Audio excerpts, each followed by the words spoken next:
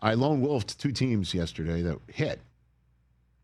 I lone wolfed the Jaguars, and I lone wolfed the Carolina Panthers. Look at you. Hey, man, they were my sleeper team coming in. I'm like, they play better at home. I saw what they did against the Rams. I know they hadn't beaten Baker Mayfield yet, and Baker's pissed about being on the scout team defense from years ago, and that guy holds a grudge, as we know. And Bryce Young did it again. The it being a fourth quarter comeback. I don't know if you know about this particular statistic. Let me give it to you. Number 9 of the Carolina Panthers has a knack for this sort of thing. He led his 6th game-winning drive in the fourth quarter and overtime this year. That's the second most in a season behind Jake Delhome's 7 in their Super Bowl season of 2003 when NFL Network was born. Would you believe it's his 12th career game-winning drive? I would not. The only individual to have more prior to turning 25 since the middle of last century is Justin Herbert. In terms of your first 3 seasons in the NFL, Matt Ryan's 13 along with Herbert, and Dak Prescott 14 are the only ones with more than Bryce Young. Wow.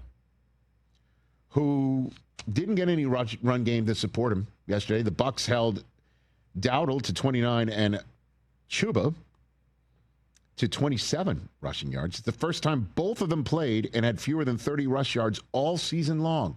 So it was Bryce, you're all we got.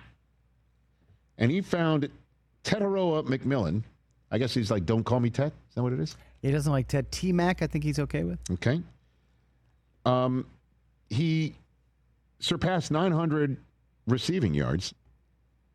The only other rookie to do that in the history of the franchise is Kelvin Benjamin. Right. Yeah, I remember him. Who had 1,008 yards in his rookie season out of Florida State. I thought he was going to be the man. Well, Yeah, right. I mean, him and Cam together, could... Well, then he went to Buffalo. Could, block a shot by Wemby. Right. Put one on top of the other in the shoulders. And McMillan, I just went higher register. He's got 5 games now with a receiving touchdown. Been good. He's now a big favorite for I was offensive about to rookie say, of the year. he's tied for most rookies. He could win offensive rookie of the year now. I think it's likely that he does. Because Ibuka had only 1 catch for 40 yards. And Tre'von Henderson was kind of up there, too. He hasn't caught a touchdown in the last 6 games. Yep. So he's cooled off, to say the least. Yeah, Tyler Shuck is second in odds right now. Tyler Shuck, let me give you this stat, too. Remember last week I told you about he's the first rookie quarterback in Saints history to win a game? Remember I told you that? Right. Yeah. The Saints start a rookie and win a game with the rookie? It's never happened before. Wild. He just came up with the first 300-yard passing game in the history of the Saints by a rookie. He's the greatest rookie ever. Bobby A. Bear didn't do that? No. Nice. But and they messed with both Carolina and the Bucs in the middle of all this, but didn't knock either one off the horse, if you will. The Bucs lose that game yesterday. The Panthers move on. Do we got Dave Canales, former Bucs offensive coordinator, talking about the Panthers having destiny in their own control now? Hope, belief, everything's right in front of us still. And to give ourselves a chance to continue to play meaningful football this time of year, they've earned that.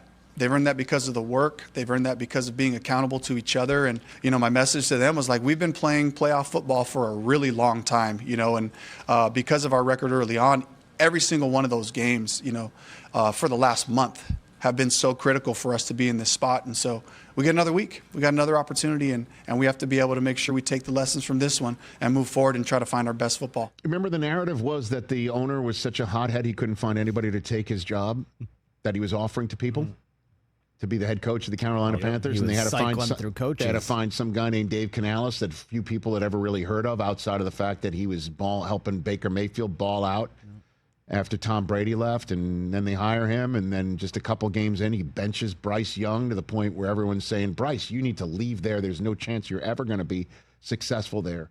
And now this is happening.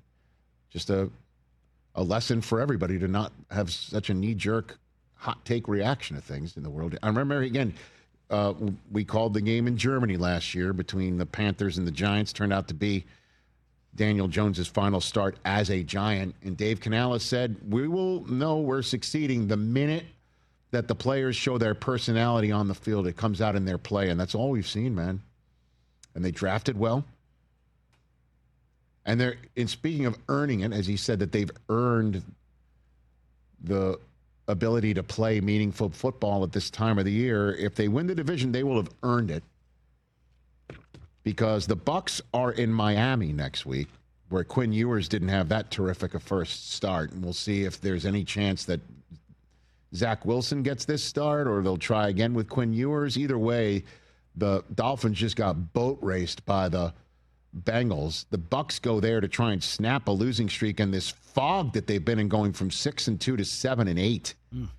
And if the Bucs win that one, then the final game in Tampa between the Panthers and the Bucs will be for the right to win the division, because the Bucs have the tiebreak on Carolina, who, while the Bucs are in Atlanta, have a home game against Seattle. The 1 seeds coming off of the mini bye and the big win against the Rams, and all they do is fly to an Eastern time zone early window start and beat the team hosting them. That's what they do for a living, essentially. So Carolina will have earned it if they host a playoff game. So just a note to whoever feels like, oh, if we're a 5 seed, we'll just go to Carolina and we'll just roll over them. You know, that may be the path of least resistance if you don't want to go to, say, places like Philadelphia or Chicago to play your wild card game. And you probably don't, to be honest. But pretty cool stuff. Congrats to Carolina fans for having meaningful football playing. We had Derek Brown on the show a couple weeks ago. We were in New York. Big W. Hey, you made it all the way to the end. Thanks for that. Check us out every single day streaming live on Disney Plus and the ESPN app, 12 to 3 Eastern.